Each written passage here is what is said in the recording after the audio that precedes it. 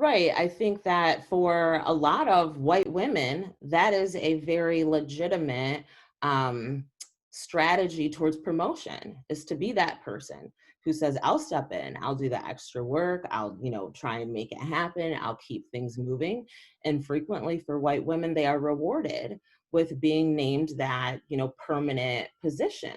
Mm. But for a lot of women and people of color, as you said, there's this assumption that I can't really see you in this role, even though you're really doing the work and you're, thriving at it and you're successful and you're making sure that things are moving forward. It's like you cannot be seen as that person who can do anything, right? It's this idea that white people can be seen to do anything.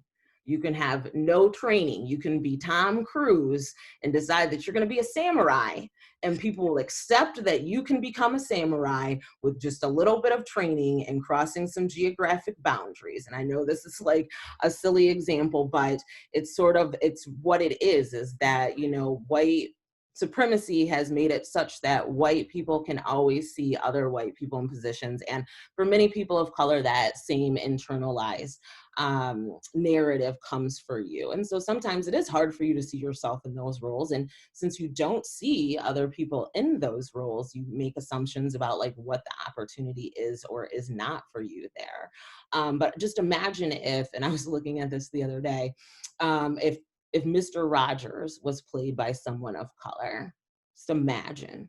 People would be out of their mind, right? Like people were upset when 007 was played by Idris Elba. How could we? How could that be possible? Well, there's nothing really that defines 007 as being a white man, except he's always only been played by white men. But there's nothing really white about him.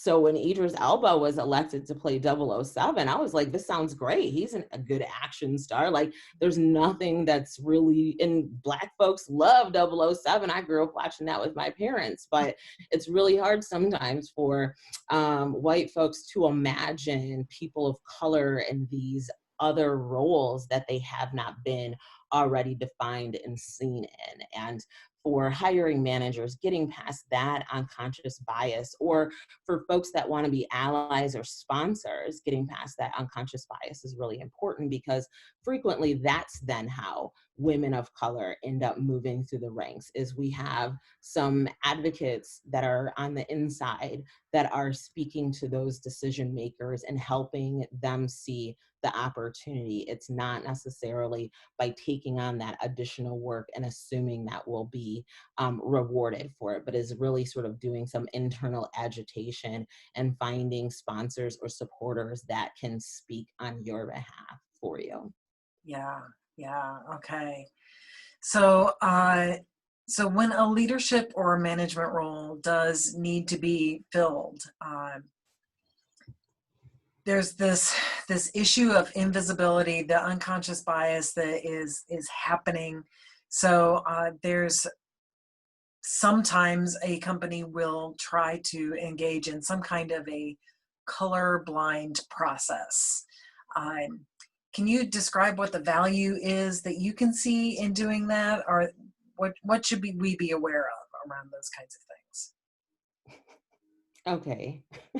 It's a great question, Amy. I think that people should attempt to dismantle their ideas around colorblind processes and assume that processes are in fact not colorblind, because they are created by people who are informed by unconscious biases that then inform how the process or how the product operates, right? And so we can see this in an example of like Google's facial recognition, or what we commonly know around motion sensors, is that they're not really based on motion, they're based on skin tone.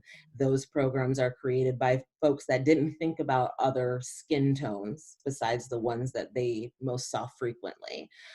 So you can sort of take that example and apply it to a colorblind process, in the sense that no process is created without people, therefore it's not colorblind.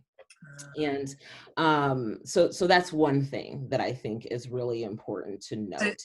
I want to interject here, and just to make sure I understand. So you're saying that even if the panel of people who are reviewing resumes and performance reviews don't know the applicants, don't have pictures of the applicants, and can't see the names of the applicants, there's still going to be something that will, just because of the way the process was designed, if it was designed by white folks, there's still going to be some way of being influenced by these disparities that we won't even be aware of. Absolutely. And so perhaps in that instance, it may not, you may not have any of that sort of identifying information. And I know that's something that a lot of employers try and utilize as an attempt to be a little more colorblind in their process. So then it goes down to, what are the criterion that you have identified that make a candidate qualified or unqualified for the position? And then what are sort of the things that are nice to have and things that are like a must have. And what people can then do is start looking at the application materials, and you can start creating narratives around what's included in there, right? If you see this person has gone to an HBCU versus has gone to a community college, you might start making some assumptions about their level of qualification based on their educational background. Mm. So that's not unconscious. That's very conscious, right? Like, it's very well known, if you went to Harvard, well, we can just assume that you are a very intelligent person, even though your parents might have paid your way through. That does, but that's an unconscious bias that we have, in the same way that we make assumptions about, where you got your IT training, if you got your IT certifications. We make assumptions about, if your hometown is included on there, even who your reviewers are, or your references, right? If those references are well-known people in the industry, we feel like we're able to trust you more. If those references are all Black women, well, that's interesting. Why would you put all Black women as your references? So there are assumptions and narratives that you can create based on the content that you have in front of you. And you can easily start eliminating people who perhaps either do or don't meet the criterion, or meet the criteria, and you're like, well, I'm not really sure.